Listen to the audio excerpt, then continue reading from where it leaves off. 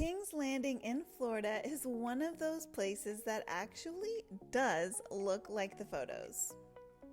I've been here twice now and loved it both times. Today I'm taking you along on my April visit, which includes a run-in with a tree stump. I'll also be sharing everything you need to know before you go, from reservations and parking to what to bring and the best time to visit.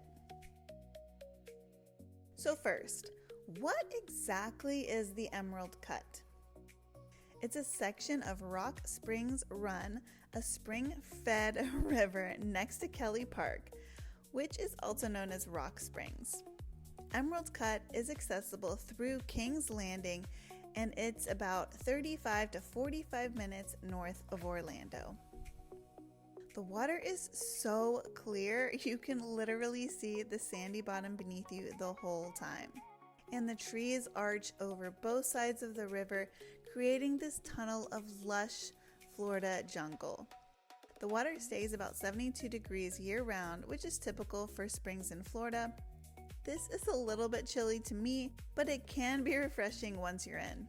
It's become one of the most popular paddling spots in all of Central Florida, and if it's not on your Florida bucket list yet, it should be. Okay, so let's talk logistics, because there are a few things you should know. First, you need a reservation. Kings Landing sells out on the weekends, especially in the summer. So if a weekend is your only option, book well in advance. Weekdays are way less crowded, and you typically don't need to book as far ahead, with the exception of holidays and spring break. Either way, go as early as you can. The river gets more crowded as the day goes on, and mornings are just more peaceful on the water. Now, here's the thing that surprised me the first time. There is no parking lot. All parking is along the road. When I first pulled up, I genuinely thought I was looking at overflow parking. It is not. That's just how it works. If you brought your own kayak or paddleboard, you can pull into the circular driveway to unload, which is really convenient. Then go find your street parking. Just know that depending on how busy it is, you might be parking a little ways down. Once you're parked, head to the check-in building. It's also the gift shop. They'll confirm your reservation, make sure you've signed the liability waiver, and give you a paper bracelet as your ticket. The line can vary, but it moves quickly. On my most recent visit, they had 4 people checking everyone in, so it was really efficient. Plan to arrive about 15 to 30 minutes before your launch time to account for parking and check-in. Now, bathrooms. I'm going to be real with you, the bathrooms are porta potties. I'd recommend arriving already in your swimsuit if you can. Also, there are lockers on site if you need to store anything, but I just left what I didn't need in the car. Kings Landing offers single kayaks, double kayaks, canoes, and paddleboards. All rentals are good for 4 hours. Here's my honest take on each. If you've never paddled before, rent a kayak. It's the most forgiving and easiest to steer. Canoes are the hardest to steer, and I've watched so many people zigzagging down the spring run. I have also tried a canoe at Wekiva Springs, and I was the one zigzagging, so I'm speaking from experience as well. Unless you really know what you're doing, skip the canoe. I love paddleboarding, and I think it's easier than most people expect, but some basic instruction can really help, and unless you're on a guided tour, you won't likely get that. So if you're brand new to it, I'd say kayak first, and then try paddleboard later when you're ready. Now, there's another option where you can actually bring your own vessel. So if you have your own board or kayak, you can bring it for a small launch fee. I did this on both of my visits. You just need to have a flotation device and a whistle per Florida law. Or you can rent those from Kings Landing. And if you bring your own, there's no time limit. You just need to be back by 4:30 p.m., which is half an hour before closing. As for tours, Kings Landing now offers guided tours, including sunrise and sunset options. I've only done self-guided, and honestly, the river is simple enough that you won't get lost. But a sunrise or sunset tour, that might actually be worth it just for the quieter experience. All right, so let's get on the water.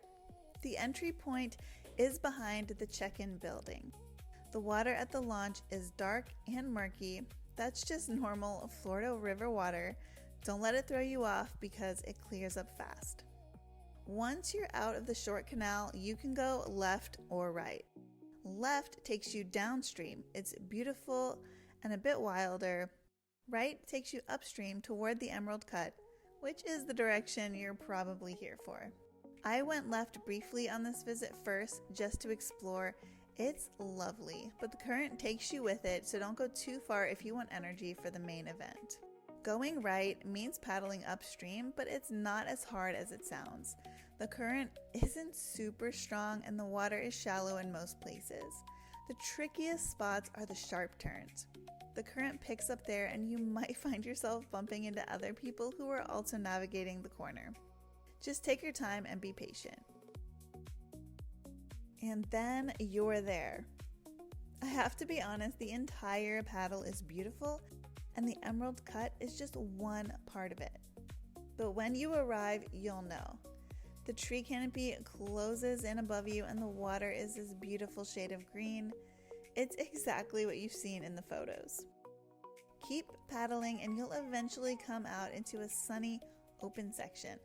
Tall grass on both sides, the water takes on more of a clear, glass-like quality in the sun. Keep going and you'll hit another tree canopy before the river dead ends near Kelly Park. My friend and I stopped twice, once in the shaded canopy area where we pulled to the side and had our packed lunch, and once at the very end. If you can, I really recommend paddling all the way to the end. Then your return trip is all downstream and you just get to go with the flow. Okay, so on the paddle back downstream, I hit a tree stump with my fin and flew head first into the water. I know my surf fin is longer than a standard fin, but I really thought I had just cleared it, and then I found myself in the water. My friend was ahead and only heard the splash. I gathered my backpack cooler and Javianas and just started laughing.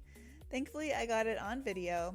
There are plenty of spots along the river where you can get in the water on purpose.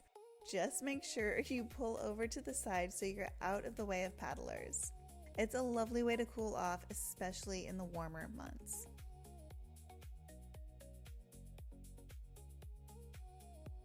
Quick note on timing before we wrap up. I've been in April and June.